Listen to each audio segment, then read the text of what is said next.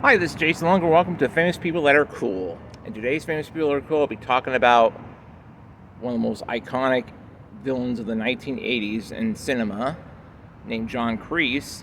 He was also in a lot of things too, like Rambo, First Blood Part 2, the original Hills Have Eyes, and Cagney and Lacey. I am talking about Martin Kove. Martin Kove was born in Brooklyn, New York, and he started out doing like a bunch of B movies, mostly for Roger Corman. But what I mentioned earlier, he got his start like being one of the sheriffs in, or he was a deputy in The Hills Have Eyes. Not Hills Have Eyes. Last House on the Left, excuse me. Okay. Last House on the Left, I think it's Wes Craven's, first big movie he did. Well, not for big budgets, like that's where he got his name out.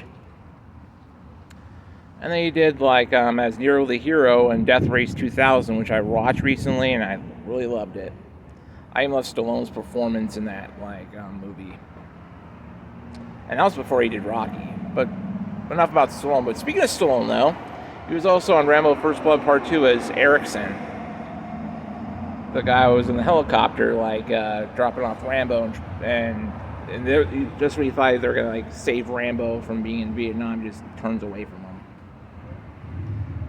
To me, he's like a type of guy that'll play either, he's best as a villain, but he plays a good tough hero too, like in Steel Justice back in 1987. I call a canon film that's not a canon film, especially released by Atlantic. He did a great job of that movie, along with having his love interest, Estelle Ward in that movie, and Ronnie Cox, and a few other notable faces. So if you love good old-fashioned escapism action Vietnam revenge film, then Steel Justice is your movie. But how he got the role of John Kreese, though, he got many offers from other films while doing Cagney and Lacey. He got many offers to do all types of movies, but he declined them all just to play Kreese.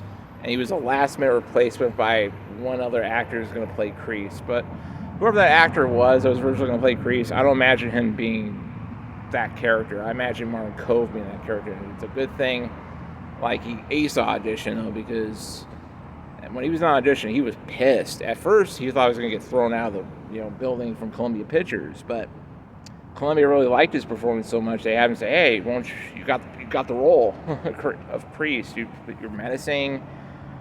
You're very mean and vindictive."